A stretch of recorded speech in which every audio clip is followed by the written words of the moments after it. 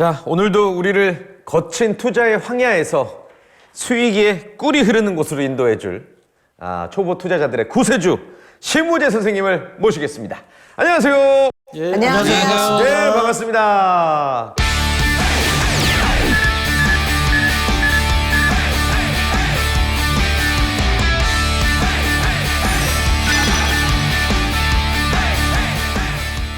전문가님은 이게 딱 그 투자자분들의 얼굴 관상만 봐도 네. 투자가 잘 되고 있구나 아니면 조금 어려움을 겪고 있구나 보이시나요? 어떻습니까?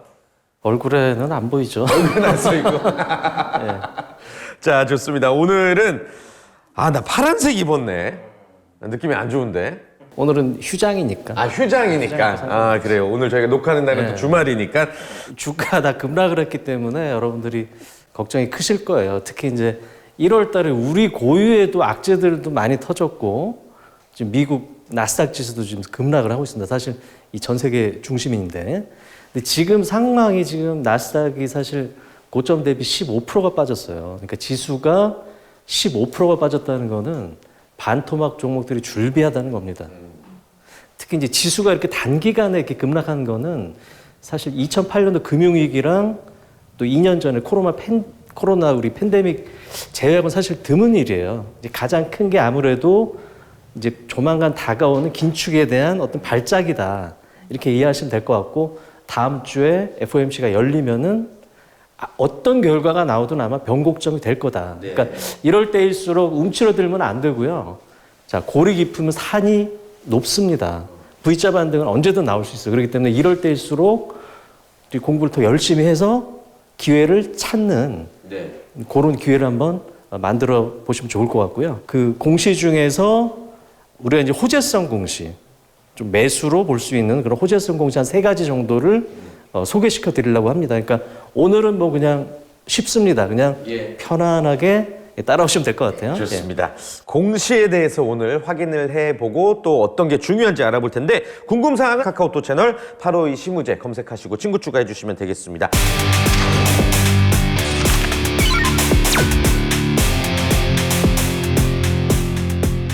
사실 뭐 공시라는 게 특별한 거 아니에요. 우리 지금까지 배웠던 거 다 실적, 분할, 뭐 유무상 증자. 그러니까 이런 식으로 이제 기업의 이 객관적인 정보를 가장 정확하게 제공하는 겁니다. 그러니까 우리가 기사 보고 투자를 하면 안 되는 게 단독 기사들 많이 쓰잖아요. 오보가 많아요. 그러니까 최대한 기업에서 확인해 주는 정보다. 그러니까 모든 게 되겠죠. 뭐 사업 내용, 영업 실적, 재무 상황. 이 모든 경영 정보를 가장 객관적이고 정확하게 기업에서 알려주는 거다. 소스는 어딜 보면 된다?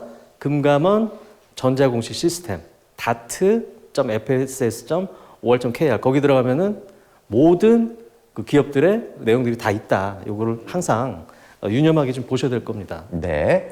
그러면 공시의 개념은 알겠는데 호재성 공시라는 게 도대체 무엇일지 그거부터 한번 들어볼게요. 그러니까 첫 번째로 이제 제가 말씀드릴 공시가 수주예요, 수주.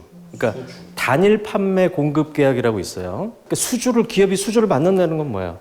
미래의 매출을 확정을 짓는다는 거죠. 일감을 따왔다는 거죠. 당연히 좋겠죠. 그러니까 우리가 배웠었던 그 PER의 조건, 성장성과 이익의 예측 가시성. 이익의 예측 가시성이 확실해진 거죠. 미래 매출을 우리가 지금 볼 수 있는 거죠. 그러니까 이거는 무조건 호재죠, 사실. 근데 우리가 중요하게 봐야 될 거는 물론 금액이 중요하겠죠. 금액이 중요한데 기간도 중요합니다. 이게 짧을수록 좋은 거죠. 빨리 매출을 인식하니까. 근데 10년이다. 그러면 어떻게 했어요? 그거를 연환산으로 우리가 쪼개서 봐야 된다고. 10으로 나눠 봐야 된다고. 그러니까 최대한 기간을 짧을수록 좋은 거고 길수록 쪼개서 봐야 된다. 이렇게 보시면 될 것 같고요. 그래서 이제 그 의무 공시가 있어요. 그러니까 전년도 매출액에 이제 코스피 같은 경우는 5% 이상, 코스닥은 10% 이상. 즉 코스피 기업이 전년도 매출액이 1,000억인데 5%니까 50억 정도의 수주를 하면 무조건 공시를 해야 된다. 그렇게 보시면 될 것 같고, 뭐 어떤 산업에 적당하냐? 어떤 산업에 적당할까요? 수주 산업이겠죠. 수주 산업인데 주로 그 반도체라든가 2차 전지라든가 디스플레이 이런 IT 소부장 업체들, 소재, 부품 장비라 그랬죠. 그러니까 요런 업체들한테 딱 맞아요. 그러니까 요런 업체들은 요런 수주 공시가 나면은 우리가 빨리빨리 체크를 해야 되고, 물론 이제 조선이나 건설 같은 수주 산업은 당연히 중요하겠죠. 근데 이거는 몇 년에 걸쳐서 인식을 하기 때문에 사실 아주 크게 임팩트는 없다. 그러니까 IT 소부장 업체들의 수주 공시를 중요시하게 보라는 겁니다. 이 업체가 작년도 9월 8일 날, 자, 단일 판매 공급 계약에 10조의 공시를 냈어요. 전년도 매출액이 8,500억이에요. 그러니까 밑에 보시면은 최근 매출액 대비 1,200%예요. 기간이 중요하다 그랬죠? 기간이 24년부터 26년이니까 3년이에요. 3으로 나눠도 어때요? 전년도 매출액이 400%죠. 엄청난 거지. 그죠? 이 성장주들의 그 문제점 뭐였다? PR이 높다는 거죠. 이게 예측 가시성이 떨어졌던 건데, 뭐야? 이거를 공시를 때려줌으로써 이게 예측 가시성을 확 높여준 거죠. 그렇죠? 이 고PR을 정당화하는 공시다. 이렇게 보시면 될 것 같아요. 그래서 주가가 이때를 기점으로 사실 모든 2차 전지 업체들이 주가 상승을 이끌어냈습니다. 조선이 공시. 그렇죠. 이 수직선이 이때 공시를 냈는데 그 이후로 11월까지 주가를 2차 전지 업체 동시에 다 뽑아버렸죠. 이 공시 하나로. 우리가 막연하게 예측만 했던 게 바로 이렇게 공시, 수주로 숫자를 증명을 해보이니까 주가가 갈 수밖에 없는 거예요. 그 APTC라는 업체는 반도체 장비 업체입니다. 크게 안 알려진 업체예요. 하이닉스 쪽으로 납품을 하거든요. 근데 전년도 매출액이 900억인데 470억이야. 그럼 전년도 매출액이 50%니까 크죠? 기간을 보라 그랬죠? 기간이 언제야? 올해 4월까지. 4개월 동안 전년도 매출액의 50%를 지금 땄어. 어떻게 유추할 수 있어요? 올해 매출액이 뭐 50%에서 100%까지 늘 수 있겠네라고 생각할 수 있다는 거죠. 뭐 봐야겠지만은. 그래서 주가가 사실 지지부진했습니다. 지지부진하다가 수직선을 보면은 장대 양봉을 내면서 주가가 지금도 괜찮아요. IT 소부장 업체들의 이 수주 공시는 주가에 상당히 긍정적이다. 자, 호재로 작용할 이 공시에 뭐 많은 비밀들이 있는데 역시 카카오톡을 통해서도 얼마든지 질문 주실 수가 있겠고요.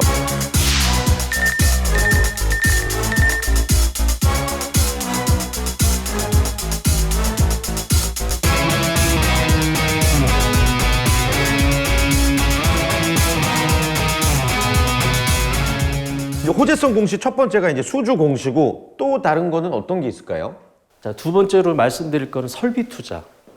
이제 기업의 공장을 증설하는 거예요. 이거는 어떻게 되겠어요? 이것도 역시 성장성과 이익의 예측 가시성을 동시에 높이는 거죠.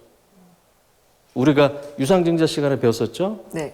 유상증자라도 좋은 경우는 언제다? M&A와 설비 투자다.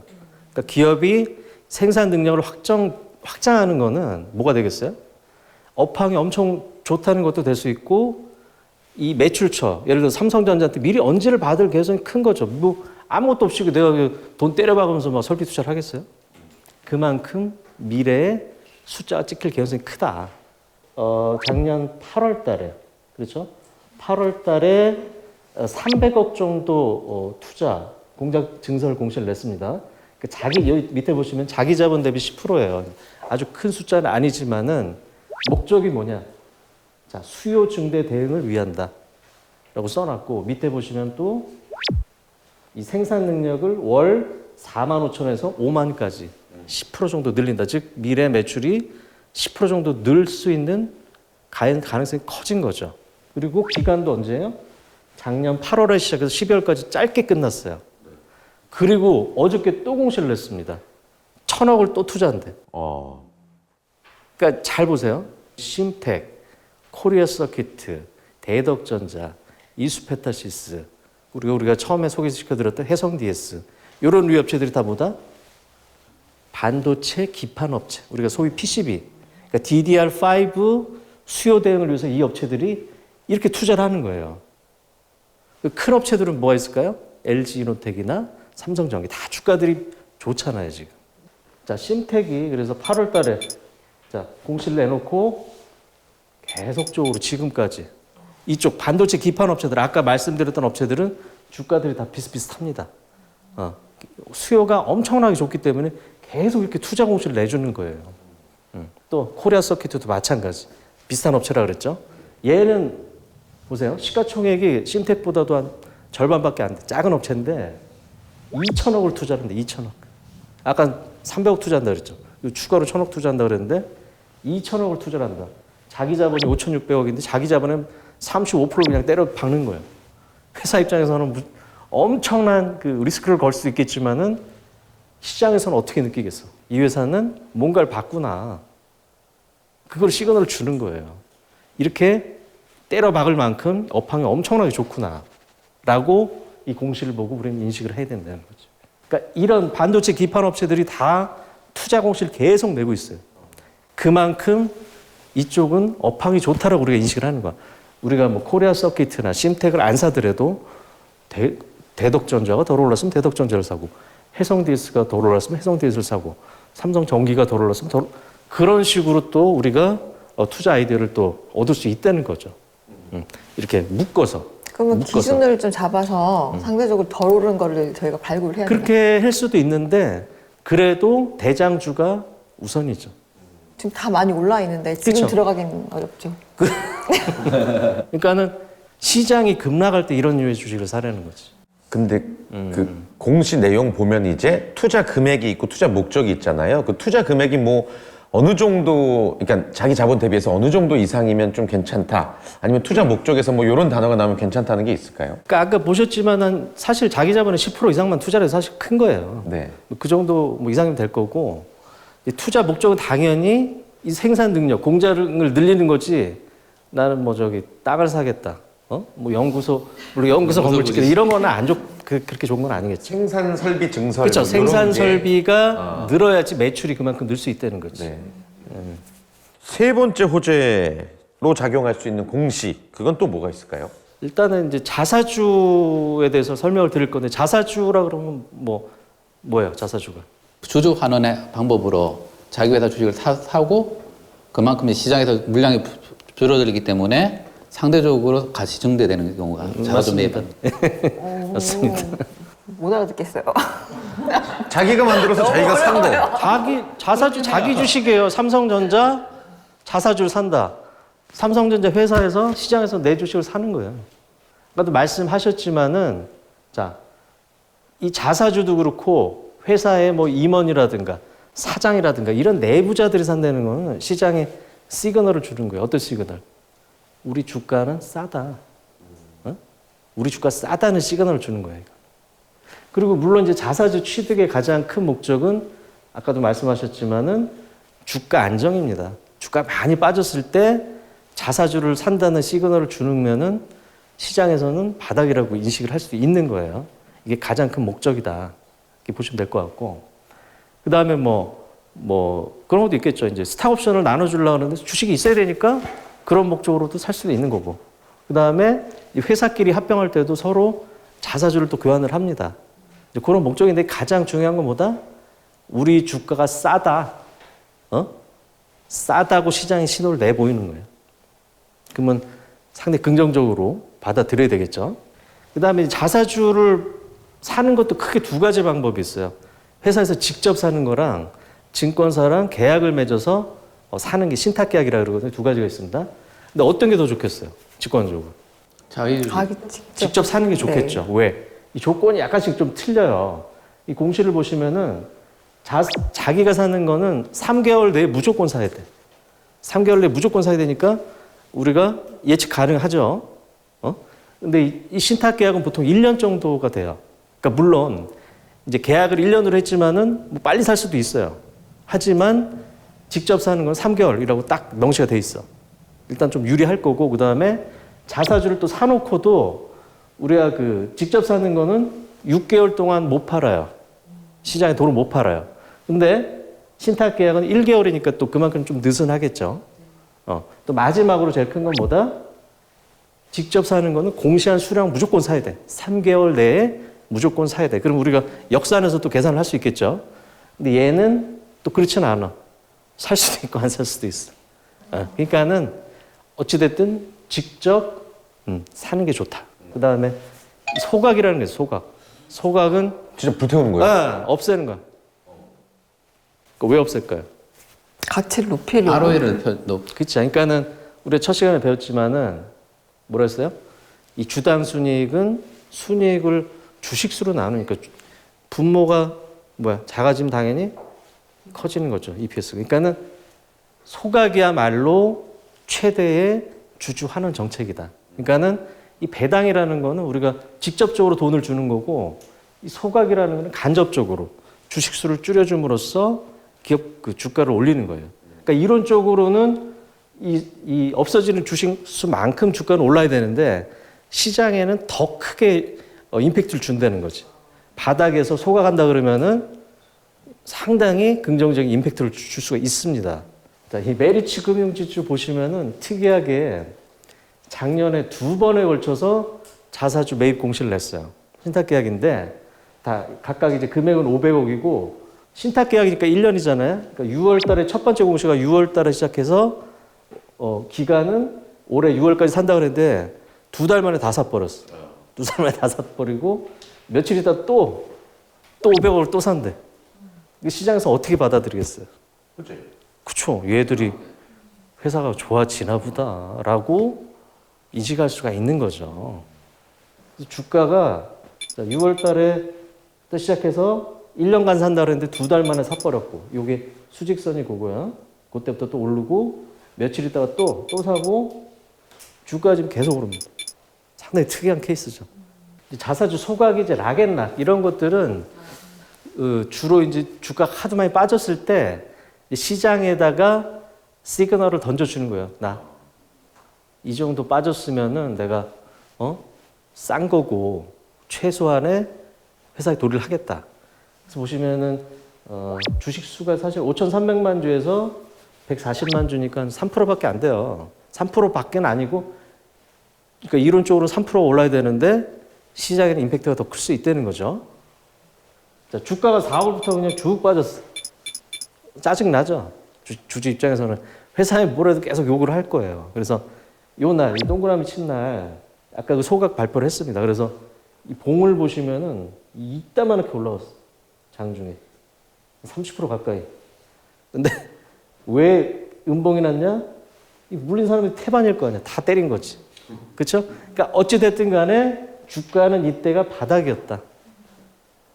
바닥이었다. 그러니까 바닥, 자사주 취득, 소각은 바닥이라는 시그널이다라고 우리가 인식할 수 있다는 겁니다.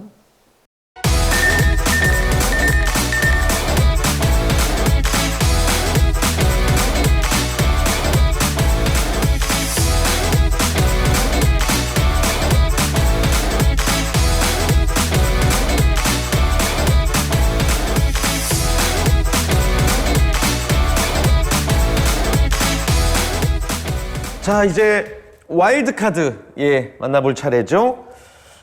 오늘은 어떤 종목일지 좀 힌트부터 한번 보겠습니다. 자, 오늘 준비한 와일드카드는 가장 큰 거는 주가가 많이 빠졌어요. 그러니까 주가가 많이 빠진 게 가장 큰 상승 여력이 되는 겁니다, 일단은. 그래서 이 업체 같은 경우는 우리 뭐 잘 아는 빅4 연예 기획사 중에 하나고 대형 엔터테인먼트 업체고 중요한 건 뭐다? 위버스라고 하는 플랫폼을 가지고 있다. 이게 상당히 중요한 겁니다. 위버스. 그다음에 이제 이거를 바탕으로 이 플랫폼을 바탕으로 NFT와 메타버스 사업을 확장을 시킬 거고요. 그다음에 이 고유의 오리지널 IP가 있기 때문에 뭐다? 웹툰, 웹소설, 게임까지 지금 확장을 계속 해나가고 있어. 그리고 또 가장 중요한 건 뭐냐면은 이런 그 4대 엔터테인먼트 업체들이 바로 리오프닝에 바로 제일 수혜주다. 우리가 보통 여행 이렇게 생각하시는데, 자, 오프라인 콘서트 없이도 전년 대비 이렇게 성장을 하는데, 오프라인 콘서트만 터지면은 엄청나게 또 성장할 수 있는 거죠. 그리고 제일 큰 건 뭐다?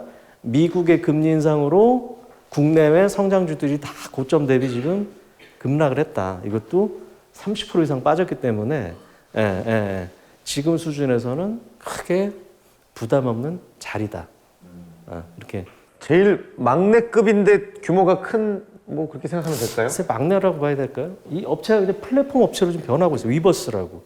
메타버스의 중심이거든 사실. 자, 지금 말씀해주신 종목 궁금하시다면 카카오톡 채널 852 시무제 친구 추가하시면 되겠습니다.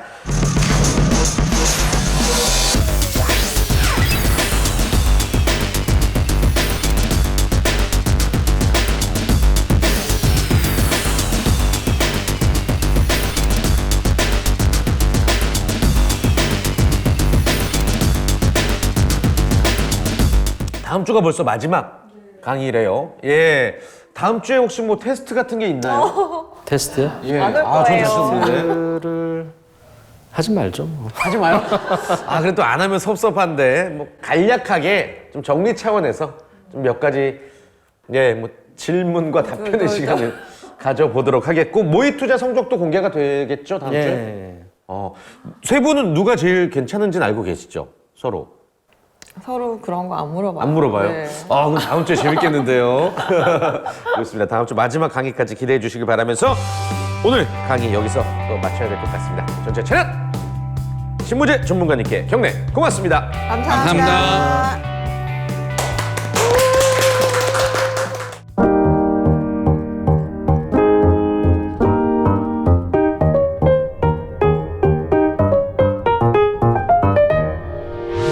의견 있는 경제 채널 SBS 비즈